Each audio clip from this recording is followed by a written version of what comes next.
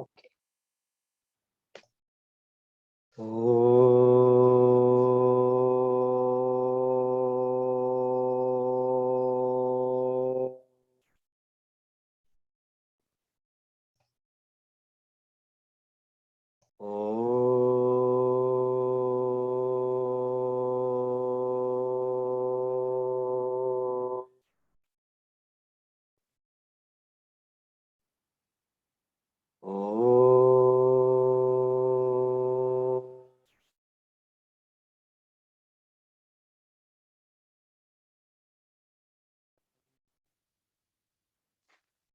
श्रुतिस्मृतिपुराणानाम् आलयं करुणालयं नमामि भगवत्पाद शङ्करं लोकशङ्करं समस्तजनकल्याणे निरतं करुणामयं नमामि चिन्मयं देवं सद्गुरुं ब्रह्मविद्वरं मूकं करोति वाचालं पङ्गुं लङ्घयते गिरिं यत्कृपातमहं वन्दे परमानन्दमाधवम्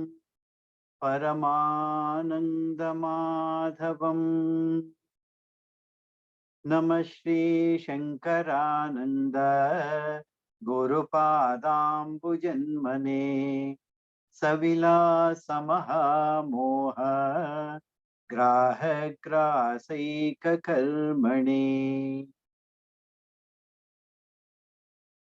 Okay, so in the last class, we have seen verses 34 to 36, but we will quickly review those three, because of the poor audio quality that we have experienced last time. We'll quickly review them and then proceed with this one. What the section that we are currently reviewing is what we call as the Panchakosha Viveka, the analysis of the 5 koshas. And this is what we are seeing, and this forms part of the Shravanam. As we mentioned, the sadhana in Advaita Vedanta is divided into Shravana, Manana, Nididhyasana. The 3 aspects of sadhana. It is called Shravana is, you can roughly translate it as listening. Listening, it can be analyzing, it can be thinking about, it can be reading texts, scriptures, or really hearing some of the gurus expounding the truths behind our scriptural knowledge that is currently available. That is called Shravanam. So Shravanam, what it does is it takes out any doubts that are there with respect to the text itself. What is the message that each of these texts is giving is always doubtful, because there are many masters who have read the same Bhagavad Gita and came out with different meanings in a way to the same verses that everybody reads as Bhagavad Gita. And is it wrong, right? We will not go into all that analytical, comparative analytics as such. But what we follow is what Adi Shankaracharya has expounded these texts as, and we call that as Advaita Vedanta. The variations are coming because of the nature of the Vedanta that they believe in, what they actually mean, the Vedas, what they mean, or Upanishads, what they mean. There is Advaita, there is Advaita.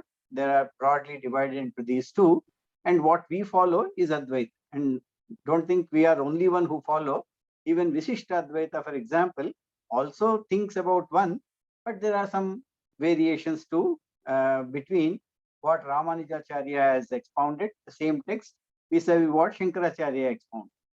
Why it is important for us to know these variations, differences, is not to understand all the philosophies that have come out of Sanatana Dharma. That is not really a requirement, but because we are exposed in the society to different aspects, we meet our own people from different parampara, and they sometimes say certain things which we try to adopt, including Buddhism has got that type of this one, that we try to emulate whatever Buddha has told, because Buddha is also one of the avatars of Vishnu, so to say. from Sanatana Dharma perspective. But Advaita Vedanta, Shankaracharya pretty clear that Buddhism doesn't form even part of these six philosophies which are accepted as Sanatana Dharma. Anyway, we'll not go into all that. As I mentioned, that is not the idea. The idea is that we should be aware that there are other representation, other ways of understanding the same text. And when we come across that, we should be aware of. Don't try to, there is no need to really go into a kind of debating with such people. There is no need for all that. We accept on the face value, because the whole of this prapancha, that is what we call as this, is anyway is adhyasa. As per Shankaracharya, this is all mithya. So there can be many ways a people will look at the same object and arrive at different conclusions. This is very normal for a mithya prapancha. That is how they say, because we come across the same object, but not everybody is attracted to that particular this one in the same way. That is how we look at this. Even the way the scriptures are analyzed and commented upon is also multiple, because of that is the very nature of this creation, so to say. Yeah, we will leave it at that. But what we are looking at is Shravanam here. Yeah, and Shravanam is the one which is supposed to remove any doubts regarding the knowledge that the scriptures are giving you. And in this particular case, we will not go into scriptures per se, but we will be looking at as to what this prapancha is, what this universe is. And the way it is done is by analyzing the 5 koshas, pancha kosha viveka.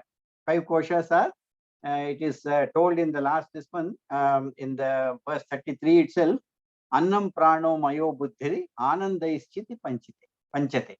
So here, very definitions of the pancha koshas are given there as annamaya kosha, pranamaya kosha, manomaya kosha, buddhimaya kosha, and anandamaya kosha. So vijnanamaya kosha is referred here as buddhimaya kosha. We have seen that on. Yeah. So here in verse 34, the annamaya kosha and pranamaya kosha are further elaborated. What they mean, how they are made up of, is what the verse 34 is telling. Syat panchikruta bhutotho deham stula anna sanyakah lingetu rajasai pranaihi pranaha karmendriyai saha. That is what the verse 34 is telling us. Means that the deha, which is called the body is called deha, is made up of syat panchikruta bhutotho. Means it is made up of 5 bhutas. Mahabhutas means grossified elements. We have already seen the panchikaranam of the tanmatras have taken place, and all these 5 elements are now grossified elements. Means what they are, we are able to cognize them with our senses. That is what the grossification actually means. Tanmatra is subtle in nature, where our senses cannot grasp. Means although the property of akasha is sound, for example, at a tanmatra level, that akasha cannot be cognized by the ears. It is beyond the perception of the sense organs, is what we call it as stula. Sukshma bhutas. So the stula bhutas or grossified elements are the responsible for creation of the deha, it is telling here. And this stula is called anna sanyakaha, means it is called the food sheath. And we have seen that the sheath actually means a covering. Like a dagger has got a covering of skin, some animal skin is used for that, or any other material, doesn't matter. Where the dagger is put inside, the sheath also takes the shape of the dagger. But really speaking, the dagger itself can be separated any time. although they appear to be same, one object when the dagger is inside the sheath. Similarly here, why the koshas are called koshas here is that the consciousness element which is there like a dagger is well inside the sheath, appearing one with it. But really speaking, consciousness can never be one with the particular sheath. Doesn't matter any one of them. They are not. They can be easily separated, but mentally, because unless these two are together, it's not possible for the mind to function. Yeah, for the intellect to function, for deha to function, these two togetherness is a prerequisite for any action to take place, which we will come to see a couple of verses down the line now. Yeah, we will go to that. But here the food sheath is called food sheath because the Annamaya kosha is nothing but a modification of the food. In the sense that mother eats food and the child which is born in the womb, the body gets developed based on the mother's food that is eaten. That's why if the mother doesn't eat or is not able to eat because of circumstances, there is a malnutrition. The child is born very with less weight, etc., etc. Very, very clear. Not only in the mother's womb, even after coming out, a proper food will make the body and develop the body into a proper discipline. And we always struggle how to reduce the food once we grow up, as to maintain that weight, etc., is always a problem. And we know there is a direct link between the food and the body. Okay? So that's why it is called Annamaya. Anna means rice or food, basically. And this particular thing which is grossified through the Annam is called Annamaya Kosha. And he says that Lingaitu Rajasai Pranai, the Pranamaya Kosha which is done, which is there, is made up of Rajoguna. Rajoguna is the one which acts of the Prakriti. We have already seen the Prakriti aspect of that, having Sattva, Rajas and Tamogunas. And this Rajoguna Pradhana Prakriti is responsible, it says, for creation of Pranamaya Kosha. And these pranas in the vital air sheath, which is called Pranamaya Kosha, they together with Karmendriyaihi Saha. Karmendriyas and are part of this Pranamaya Kosha. Means what? The Pranamaya Kosha controls the senses and also the action that we are able to take through the Annamaya Kosha. Okay? Through Annamaya Kosha. But these Karmendriyas and Jnanendriyas actually form part of the subtle body. Unless you have this Karmendriya at a software level, the hardware doesn't function. Normally, what we say is Vak, Pani, Pada, Payu, Upastha. The 5 Karmendriyas have got a representation in the body. When we say Vak, it is the speech. Speech is what I am currently doing and you are able to hear, is only possible because in the mind, in the Antakaranam, in the subtle level, there is an Indriya which makes it possible for me to talk. And that is what is called as Karmendriya. Similarly, there are all the 5 have got the Indriyas that are associated with the karmas that we do. So these 5 sheaths, that the 5 the Pranamaya Kosha also has got an expression in the body through the Pancha Vayus that we have read that before as well, which is called Apana, the expression, Samana, the digestion, Prana, that is the respiration, Vyana, circulation, and Udana is expulsion. Or upward force that is there in the body, that particular thing is called Udana Vayu. So all these are called Vayus associated with the Prana. So what we are seeing here is that the Vayu is made up of Rajoguna to start with, and this Rajoguna Pradhana Vayu expresses through the physiological functions in the body through Prana, Apana, Vyana, Samana, Udana Vayus.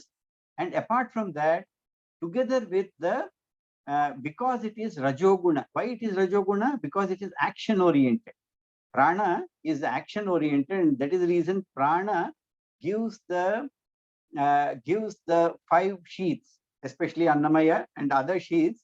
The expression of movement happens because of pranamaya kosha, and rajoguna, that's why, is supposed to be is the cause for the prana to appear in the body. Yeah? And these 5 organs of action, again, Vak is called speech. Pani is the hands for grasping. Padaha, the legs for movement, locomotion. Payuhu is the excretion of the waste. Apanavayu normally operates there. And Upastha is procreation, the joy that is associated with the organs. And we can summarize this entire world of actions through these 5 functions. Like we said, Shabda, Sparsha, Rupa, Rasa, Gandha, the sound and etc., completely represents the entire universe that got created, because we experience it through the senses with these 5 sense objects. Similarly, the entire actions that we do in this world can be summarized through Vak, Pani, Pada, Payu, Upastha.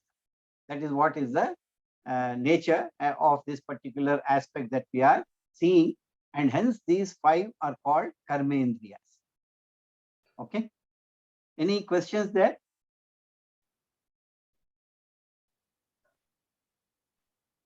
Okay. I think we all already went through this, so must be okay. Verse 35, the mind and the aspect of mind and creation of the mind and intellect is normally is described here. Yeah.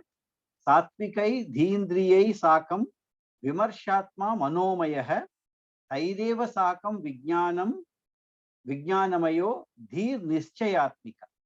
Means the verse 35, what it is telling is the mind is actually made up of thoughts, vritti. All mind can only be there as long as the vrittis are there or thoughts are there. Without thoughts, mind is not there at all. So when we do meditation, what is being suggested normally is to reduce the number of thoughts, either by focusing on the breath or focusing on the God or focusing on the Guru. Various functions, the tools can be given to you how to reduce the number of thoughts you entertain, because any thought will take you away.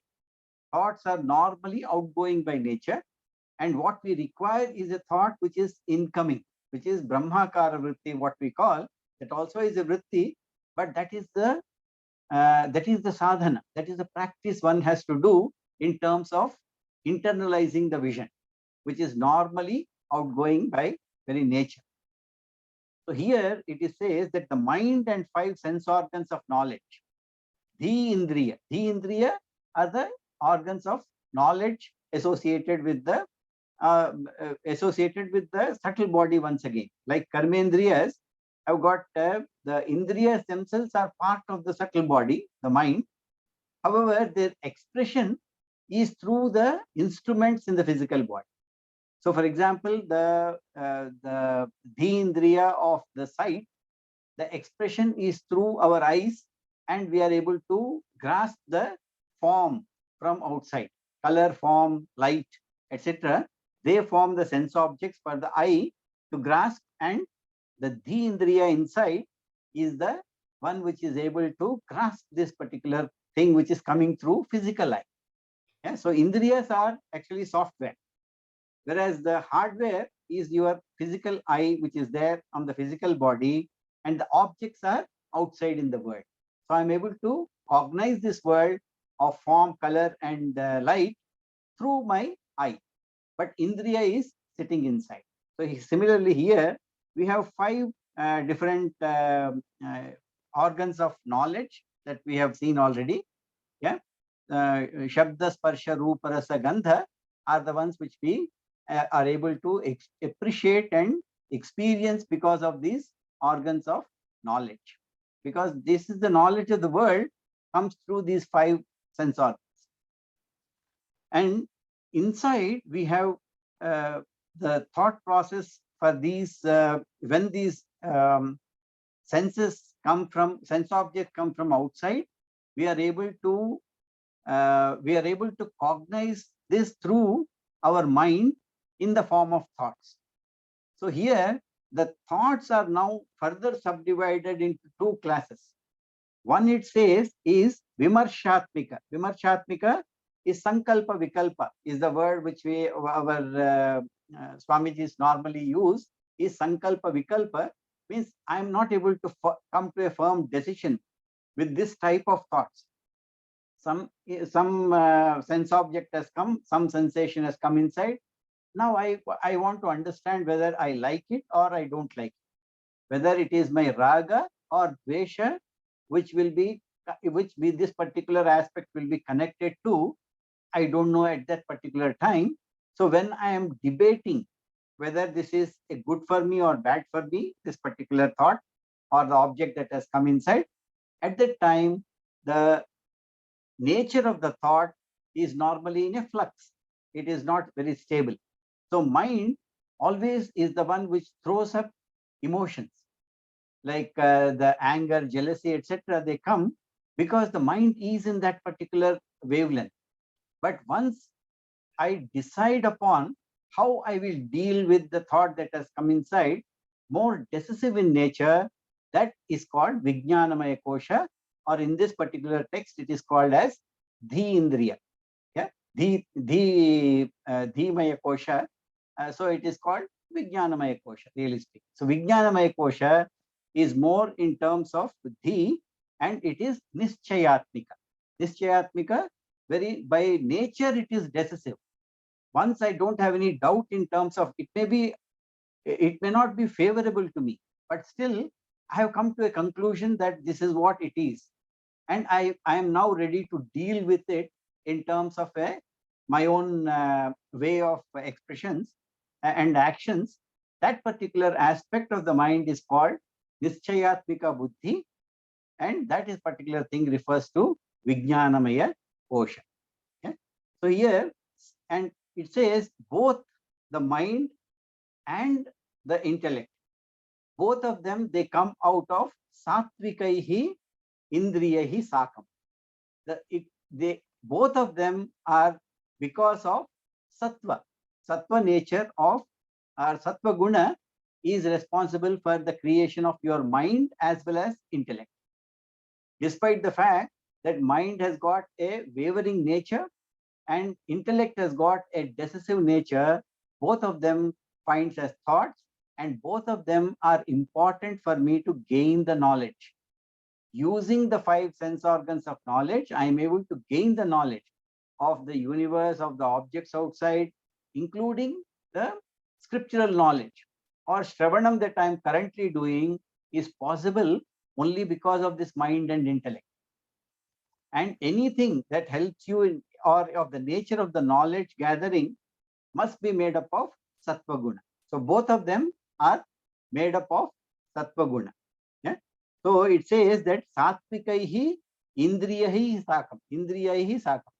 So the 5 Indriyas, the organs of sense organs of knowledge, and the made up of Sattva Guna gives rise to two aspects of my mind, or the mind which is of two natures. One is Vimarshatmika, others is Nischaya. That is what this particular verse is telling us. The thing is that although both of them are made up of Sattva Guna, and we have seen that they are of different nature. One is a flux or a one which is not steady. Other is steady. Dhi means steady. Basically, sturdy is Dhi.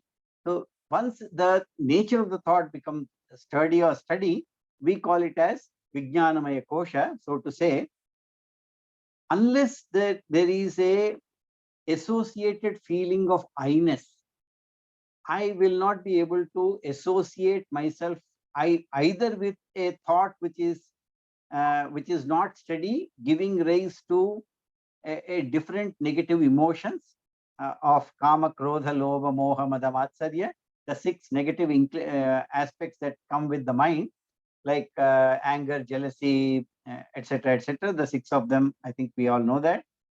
Either one of them is possible only when there is a feeling of I-ness that also comes along with that. In the sense that excuse me, Shankarji, even when we have wrong thoughts, bad thoughts, even then we'll call it is sattvic. Okay. Let me finish my thought flow here. I will come to that, Mohini. Okay. So here what I am trying to say is that whatever is the nature of the thought, unless there is a feeling of I-ness behind, means the kartrutvam, the doership, if it is not there, I will not be able to associate myself with that.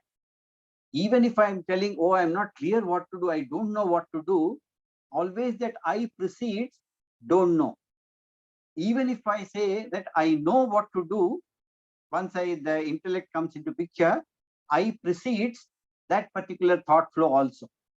So this ahankara, which is there associated with that, is always seen is at a higher level compared to even the mind and Vijnanamaya Kosha. Means it is, whether it is Manomaya Kosha or Vijnanamaya Kosha, I must be there even preceding that. However, there is nothing other than these two, because these are the two natures of thought that we are currently looking at. Yeah? Means the I is now normally is associated with Vijnanamaya Kosha, because Vijnanamaya Kosha is the one which I am able to use and control my mind. And this is my experience. All our experience is that if my intellect is good, intellect is steady, and intellect is trained, I am able to control the mind, not the other way around. That is purely my experience every time. Yeah, all of us know that. So if I want to control my mind, what they say, your intellect should be trained to do so. And because intellect is supposed to be that, the I-ness also is attached with the intellect. And mind actually, manomaya, what we call, is makes use of the memory in terms of understanding whether this is good or bad. It helps both manomaya as well as vijnanamaya, but more in terms of manomaya. So the memory aspect is normally associated with the mind. So manomaya has got mind and chitta, which is called the memory, and vijnanamaya has got ahankara and dhi aspects, which is the intellect aspects. So because ahankara is associated with the vijnanamaya kosha, intellect is always seen as the doer, means kartrutva rupa, and mind is always seen as karanam, or the instrument that the intellect uses in terms of gathering the knowledge of the world and universe outside. Okay, so we have this I notion that is associated with all the experiences and koshas, whatever we talk from outside.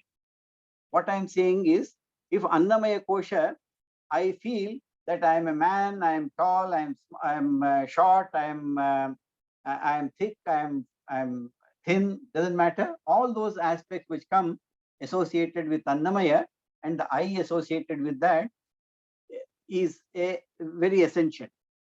Similarly, in Pranamaya Kosha, I say I'm hungry, I'm thirsty, because physiological functions are governed through Pranamaya Kosha. The associated hunger will have an I. I am hungry. I don't say my body is hungry. I am hungry, I will say. Yeah, I am thirsty. So the I-ness automatically is associated with the koshas and comes out as the I am so and so. Similarly, in Manomaya Kosha, when the emotions like anger, delusion, these things come, I say, I am getting angry. Be careful, I am getting angry. The I-ness will be associated with all these koshas. Similarly, even Vijnanamaya Kosha, the I is associated with the associated feelings of pride, if it comes, pride means it is Vijnanamaya Kosha that comes in, and Vijnanamaya Kosha also brings in of doership and enjoyership. I am the doer. I am the person who is taking action in this world, is what Vijnanamaya tells, but I-ness is associated with even that. And even Anandamaya Kosha, for example, is with I am the one who is going to sleep. Yeah? I slept well. I-ness is associated with every one of these stages, and this I-ness seems to be a common aspect in all the 5 koshas, is what we will be seeing. Now coming to what you asked, Moiniji. Sattva guna, the nature of Manomaya Kosha and Vijnanamaya Kosha is actually Sattva by nature. So it is made up of Sattva guna. This is what the hardware of the so-called intellect and mind. Unless they are made up of Sattva guna, no knowledge is possible. So it is like that. However, individually, our own software is more governed by the vasanas, the karmas that are associated, which are coming through, and the nature of the thoughts can be sattva, rajas, and tamas. So even the tamasic aspects of your mind in terms of thoughts can be there, but I am able to gain the knowledge of those tamasic thoughts in my mind because my mind is made up of sattva. Even rajasic thoughts I get and rajasic actions I take in the world, they are possible because my mind is made up of sattva. My intellect is made up of sattva. So, but the nature of the mind itself is mostly for people either rajasic or tamasic. Whole of our sadhana is to subdue them and make the sattva guna more prominent. That is what the sadhana is all about. These two are slightly different, and one requires to subtly understand. The nature of the mind and intellect is sattva, because of which I am able to gain the knowledge of the outside world, which can be either tamasic, rajasic, or sattvic. In fact, most of us are in the rajasic and tamasic guna only, because that is the nature. The outgoing nature is required for samsara, for jiva to operate. Whole sadhana is to go inward and say that this is not my natural state. My natural state is sattva. My natural state is Sat Chit Ananda. And that is what we will be looking at in the next few verses. I hope it is clear, this particular aspect, or a few mananam is required. Shankarji, shouldn't we be negating that I am hungry to say that my body is hungry or my body is sleepy? Shouldn't we be negating the I from there, from all these actions? That is what precisely we will be doing in Nididhyasa. Right now we are understanding the concept through Shravanam. So, and Mananam is the one in the second stage where contemplation will come in to say that this particular I that I am feeling in all the 5 koshas is actually not part of these koshas. Although I am telling I am hungry, I am man, I am woman, really I-ness and these two are completely different. This is purely an instrument, but I-ness which is associated is different from that, is what the kosha means. As I mentioned, the dagger, the consciousness which is giving the feeling of I-ness in all the 5, actually is completely separate from these aspects. For example, it is very easy to for us to understand. I wear the specs to see. Yeah? For me, if the specs are not there, I cannot read sometimes, I cannot see long distance, etc., depending upon the nature. But the moment I put these specs on, I completely forget about the specs. As part of which is outside, they become part of my aspect of seeing, using the knowledge, sense of knowledge of color form. My specs become very natural part of me. However, if my specs are completely they're not clean. Suppose a dust has formed on that, I may be go on cleaning my mirror because the reflection is not clear. I keep on cleaning the mirror, but nothing happens because dust is not on the mirror. There, it is there on the specs, for example. So the nature of the mind is similar. It's an instrument. That's why I mentioned that mind is karanam. It is an instrument. Like my specs is an instrument. I require to clean it, but what happens? My specs become part of me. If somebody suddenly asks me, tell me what is in front of you, I don't start with my specs. I start with everything that is in front of me. The specs become part of me. Similarly, the mind has become part of me, and I am continuously telling, I am hungry, I am thirsty, I am this. So this knowledge, once we have, the nididhyasana, that is the meditation, is exactly what you are telling. I require to separate this I-ness from the feelings that are associated with all the 5 koshas and negate the aspect of I-ness with them. Once I do that, the I-ness will shift from I am this, I am that, I am this, I am that, to I. Only I-ness will remain, and the entire other stuff will become like my specs, outside aspects which I require to clean. And the other thing I was just going to ask you or clarify now, like when you said that the mind and intellect are sattvic in nature. No, I said they are made from sattva. Yeah, they're made from sattva. Sorry. So when we have like negative thoughts or rajasic thoughts, like supposing, you know, there's a person who wants to go and kill somebody and he gets this thought that I'm going to commit this, you know, dreadful crime. So in that case, even though they are arising from sattva, but the vasana's push is so strong that he's made to go and do that particular act. Am I right? Absolutely right. Means mind and body, mind and the intellect, they are made of sattva guna because there is a concept of gaining knowledge.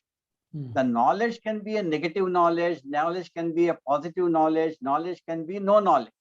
Even ignorance is a knowledge, where it is possible for me to understand that I'm ignorant of something, is I'm gaining knowledge about ignorance, for example. Yeah? All of them is possible because my mind and intellect are made of sattva guna.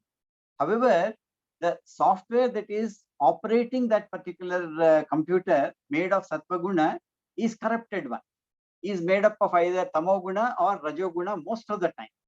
And that is the reason why we say they are called vasanas, or the driving inclinations. They can be any one of the aspects that we can think about in terms of either sattva, rajo, or tamogunas made up of them. So these two are slightly different in terms of trying to understand. So, and you are right. What you are told is exactly the same. Yeah. So whatever is there, we have heard many times, nothing can be done or without consciousness. So in a way, the consciousness pervades through all these sattvic, rajasic, and tamoguna. So that aspect is going through all this. So that is close to sattvic, or sattvic is close to consciousness. What is the difference? The difference is sattva guna, so to say, is also a guna. Remember, like rajoguna may sound negative, tamoguna may sound like a villain, and sattva guna might sound like a hero. But whether it is a villain or a character or a hero, all of them form part of the movie. Even sattva guna operation that we are seeing in our feeling in our mind is we are able to do because of the consciousness behind. Okay, so the mind, intellect themselves become part of the mithya guna, mithya prapancha, and that is why they are called koshas. Manomaya kosha, vijnanamaya kosha. They are koshas because they are also inert, really speaking. However, they are made up of better material of sattva guna, which makes them possible to gain knowledge. However, if you want to differentiate the consciousness with the sattva guna, as such, if you take it, the very awareness, the very aspect because of which the knowledge is possible, is consciousness. Whereas the knowledge is sattva guna. Okay. But any knowledge is possible because I have the ability to gain that knowledge. Where is that ability coming? Where is that awareness coming from? That is consciousness, and that is me. Although that me gets then transmitted to all these koshas. So I starts with my body. I become the body. I become the prana. I become my emotions. I become the doer and enjoyer, associating myself with all these koshas. And all these koshas have got certain guna, because gunas are part of the Vitya Prapancha or Maya, which we referred in this text as Prakriti. So that is the major difference. The I-ness is not associated with Sattva Guna. Just because it is knowledge, it is not I. Even that I of the knowledge is possible because of the awareness or the consciousness principle, which is behind supporting all this Mithya. Okay. Thank you. In the next verse 36, actually, we will see that there are two words that are used which are very important in trying to understand what you are asking. Yeah? So in 36 verse, if you see, Karane Sattvamananda Mayo Modadi Vrittibhihi Tatta Tattat Koshestu Tadapyam. Yeah? Atma Tattan Mayo Bhavet. Tattan Mayo Bhavet. So here the word of tadatmya is used for us to understand this particular variation or the differentiation that we require to bring in. Okay? So the first line, which is called Karane Sattvamananda Anandamayo Modadi Vrittibhihi, this is describing the Karana Sharira, causal body. Yeah? So the 5 koshas are now being referred to as subtle body, gross body, and causal body. So the subtle body is made up of pranamaya, manomaya, and vijnanamaya, all 3 covered in the previous verse. And in this, the first line is bringing out the karana shariram or the anandamaya kosha. He says this karana shariram is also made up of sattva guna, because elements which have come one out of the other. So if we say Vayu comes out of Akasha. Akasha gets created first. Vayu gets from out of Akasha. So Vayu, for example, will have the properties of both Akasha and that one of the Vayu. We have seen that particular aspect. Yeah. Similarly, these koshas also come from one from the other. And Karana Shariram is the causal body, and that forms the top layer of myself as a jiva in the universe. And this causal body obviously also is made up of sattva guna. Yeah. And the nature of the causal body is of modifications, which are referring here as modadi vrittibhi. Moda, I think we have already heard that the 3 levels of happiness: Priya, Moda, Pramoda. I'm sure we came across these 3 terms many times. Priya is Darshana Janya Sukham, means the Sukham that we get just by seeing. Darshana Janya Sukham is the Priya, and Praptijanya Sukham is Moda, and Anubhavajanya Sukham is Pramoda. Means once I look at something and gain a happiness, or that particular thing is Priya. Once I gain that particular object, the level of my happiness is slightly increasing, and that is called Moda. And Anubhavajanya Sukham is once I experience that, not only gain the object, but experience the object, and that is called Pramoda, which is the highest in terms of the sukham I can enjoy, the happiness that I can enjoy. So here, all these three is being told are part of my causal body, part of my Karana Shariram. Why? Because it is in Karana Shariram we have actually the first level of veiling. The Ajnana is right at the Karana Sharira. However, there is a reflected bliss that is part of the causal body, which gets reflected again, like anything coming from top, gets completely, it pervades all the layers that are down. So if I'm getting some bliss or happiness in my physical body, Annamaya Kosha, what this is telling is the source of this happiness is right at your causal body. Modadi vrittibhi. So even them at that level is also a vritti, but that vritti is a very subtle vritti. It doesn't require your mind and intellect. It is at a Karana Sharira, you are able to have this particular enjoyment, so to say. Yeah? And that's the reason why in Vedanta, what they say is the happiness is not there out in the objects.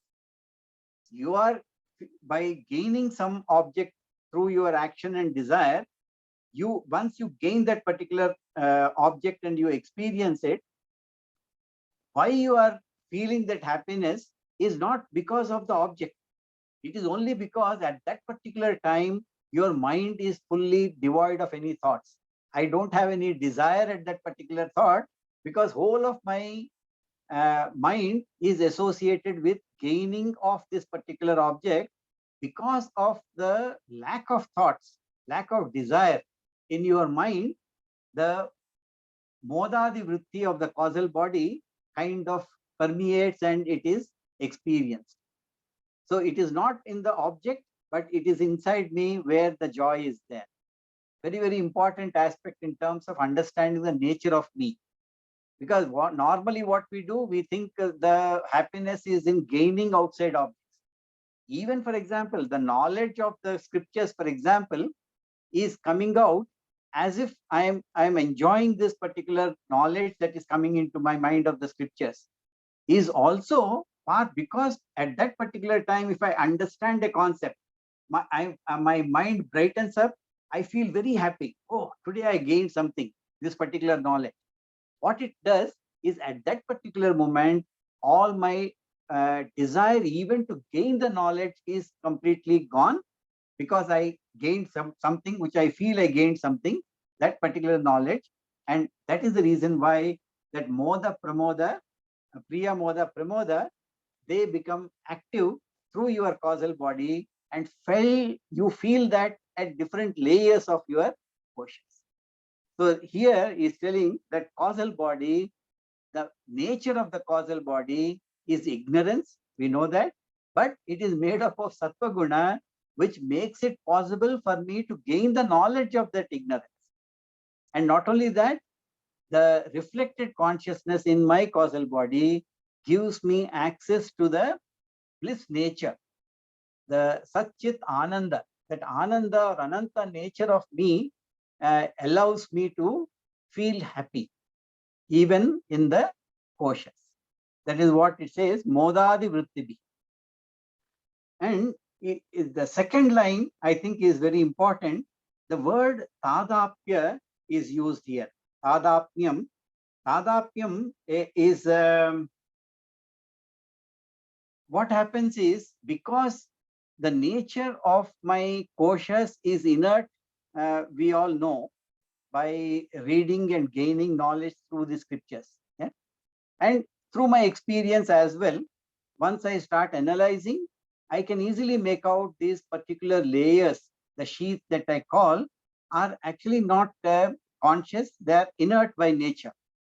But somehow or the other, there seems to be an I-ness that permeates these koshas.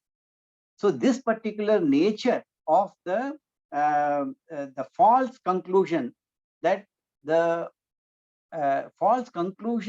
layers of koshas are conscious by themselves, they are sentient, that particular aspect is called as tadapyam. Tadapyam, word that is clearly used here for you to say they are not the same. But somehow I come to a wrong conclusion always that this particular layer, inert layer, is conscious by nature. And that is the reason why scientists say that consciousness is a product of the mind. Somehow the mind becomes conscious once you take birth, and at the time of death, somehow the mind loses that ability to continue either creating that consciousness in your mind, or whatever it got created at the time of birth, it is not able to maintain anymore, and that is referred to as the death. Yeah? But what our Shastras are telling, Vedanta is telling, is that that particular consciousness is not a product of the mind. It is the mind is there because of the consciousness. So that is the major difference between the way we normally think and feel vis-a-vis what Shastras are telling, and that is Sravana. To say that this is the actual science behind my existence. This should be very, very clear to you. And that is why this particular aspect is called Tadapyam here by Swamiji here. Tadapyam word is used to say that although the Atman and Anatman, they stay together.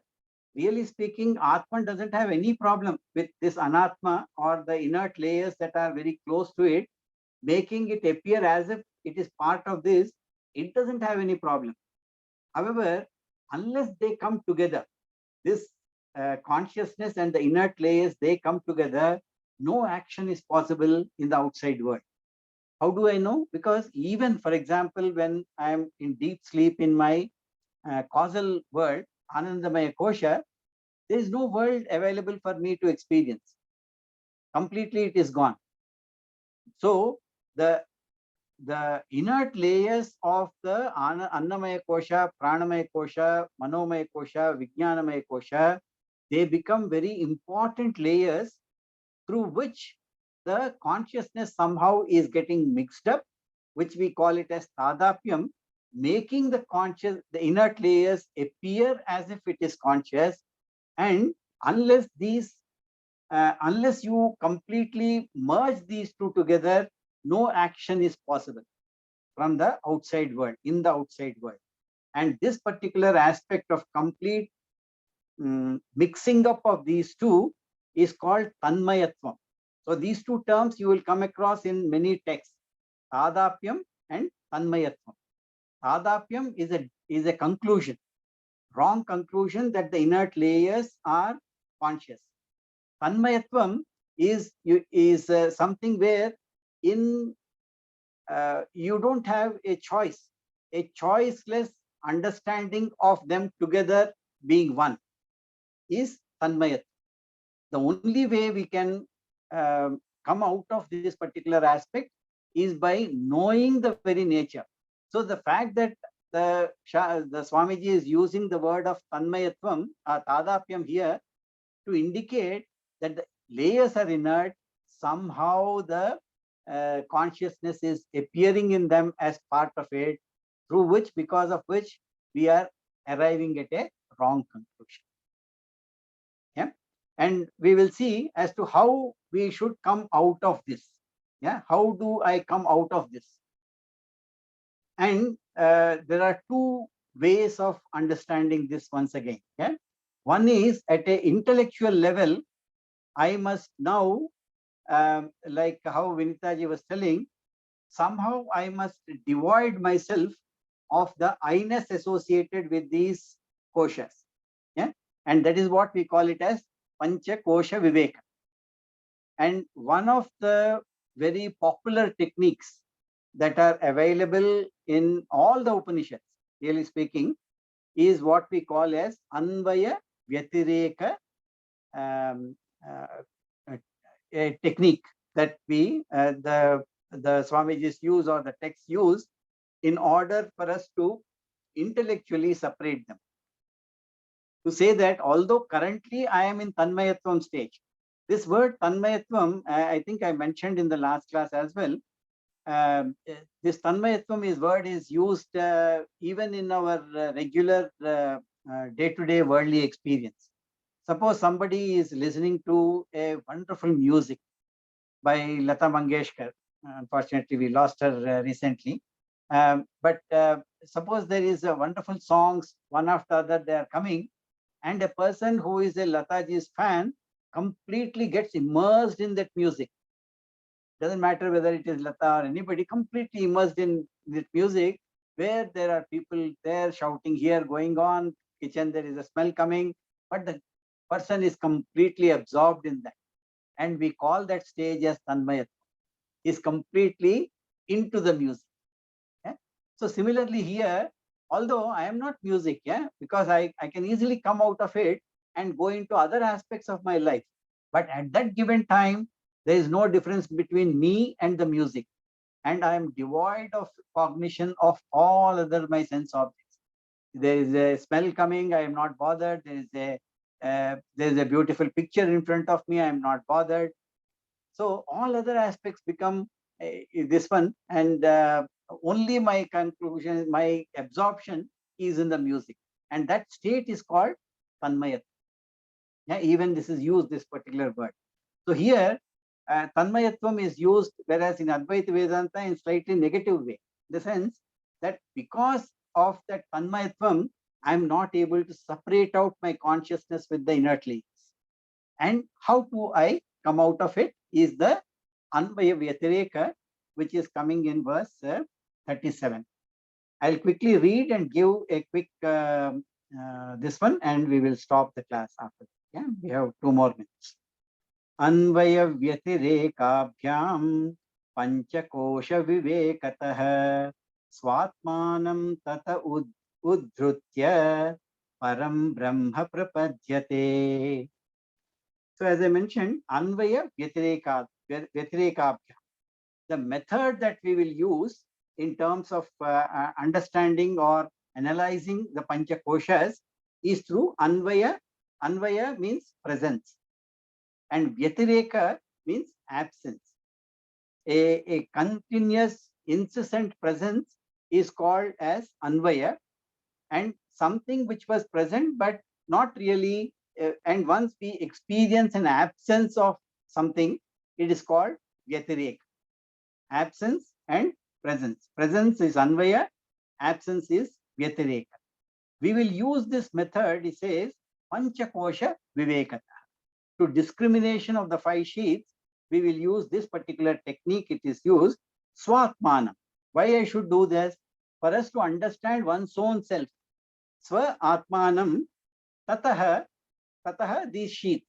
How will I know myself and separate myself from these sheets is what we will be using. The Anvaya Vyatireka methodology is what the Swamiji is telling. So in the next few verses, we will see as to how this method is used for us to logically understand the consciousness and the layers are not one and the same. That is what we will be going through in this particular one. And why I require to do this one? For me to gain the knowledge. Prapadyate means gain. To gain what? Param Brahma. The knowledge about the Supreme Brahman is what I will be gaining. Supreme Brahman is nothing but me. Really speaking, that I feeling which is there, which I was telling, is the one which we talk about. Uddhrutya, having raised the Param Brahma feeling, is gained because of this particular discrimination of the 5 sheets from the Parabrahman. So Parabrahman is the one which I will gain by negating the reality associated with the 5 sheets using that methodology or technique of Anvaya Vyatireka, presence and absence. Okay. We'll stop the class here, and I will take any questions afterwards if required to do so. Yeah. Om Purnamada Purnamidam Purnat Purnamudachyate Purnasya Purnamadhaya Purnameva Vasishyate. Om Shanti Shanti Shanti. Harihi Om. Shri Gurubhyo Namaha. Harihi Om. Okay. Any further questions, please? Shankarji, just want to let you know the next week we are off. Okay. That's a family day next week. Very good. Okay. So we will meet after 2 weeks now, from now. Correct. Great. Okay. Rameshji, will you put up a small note in this group? People who I have will not do that, attended yeah. will not come. Thank I you will very do much. Ramesh. Thank you. Thank you. So, Shankarji, on another note, now when we have these thoughts that come into our heads, Mhm. so the origination of the thoughts is as a result of our vasanas and desires, right? The origin is that, yes, I agree with you. And then the transmission, or so to say, transmission of the thoughts, like from there it goes to the mind, then it goes to the intellect. And Actually, then intellect comes first. When we it- talk about vasanas, we are yeah, coming from the top, yeah. So the desires are stemmed from vasanas. Vasanas will come to your mind and then say, I will be happy. That I-ness will come into through that Vijnanamaya Kosha. Yeah. I will be happy if I gain this particular sense object or the object from outside, is what the desire will prompt you into action. So that is one type of thoughts, which is the flow from your vasanas to the world outside. But remember, thoughts are also coming from the opposite direction. Every action will have an opposite direction, where we normally refer that as samskara. So anything that is coming from outside need not necessarily be what in line with what you thought through your desire. It can be completely different. So whatever the senses bring from outside, senses, when I say there are indriyas, both karmendriya and jnanendriya. So I take some action, physical action, talk, I may get something which back, which is, somebody may say, oh, you are all talking nonsense. Then that thing also will come in. Even them, they are in your mind in the form of thoughts. So thoughts not only from coming from the top to bottom, the reverse also generates thoughts. But any type of thoughts that are there, you are able to gain the knowledge of that thought because of the consciousness behind. yeah, that though of course is there, because if that is not there, then you really don't function. And I mean, you're not even there. So the cause for the thoughts, it can be both ways. Not necessarily only your vasanas. Of course, they are the start point for everything, but thoughts are there because of even the input coming from outside. And I guess it's so like nanoseconds, because, you know, when we get True, true. multiple thoughts, we don't even have time to figure out where it originated Absolutely. and what happened. You know, I mean, the whole process seems like out of this world, you know. Correct. Absolutely, you are right. Yeah. All Not right, only I have that, to, sorry. not only one particular this one that we take, but multiple inputs we are able to take and put them together in nanoseconds. That is the Yeah. best part of it. Yeah. So we will think about this some more. Please. Yeah. I have to leave now. Hari Om. Thank you, Shankarji. Hari Om, Hari Om. Hari Om. Anybody else? Any other? We just need to do more manan on this one. Yes. Correct. Yeah. Too many new words and everything, you know, so I have to make a table which is what. True, absolutely. Yeah. No Okay. further questions. I will stop the recording. Shankarji, Hari Om. Hari Om. How Yes, you- Aman. First few words in the explanation for 36. The impure sattva. Okay. That So refers- the impure sattva, what it means is predominantly sattva guna, But because of the nature of your Karana Sharira, that is the causal body, is purely ignorant. Ignorance is the true nature of causal body, really speaking. So you have a sizable Rajoguna and Tamoguna, which are stored in this Karana Sharira as vasanas. That is how we believe. Yeah. So that vasanas is made up of mostly Rajoguna and Tamoguna, because they are the ones which are keeping you in this samsara, in this realm of world. They are keeping, because of these vasanas, they form part of the Karana Sharira. And because they are of Rajoguna, Tamoguna, it is told that it is impure Sattva. Purity, it means, impure means mostly Rajoguna, Tamoguna, in terms of thoughts, in terms of vasanas, form part of this Karana. So that's why we say that as impure Sattva.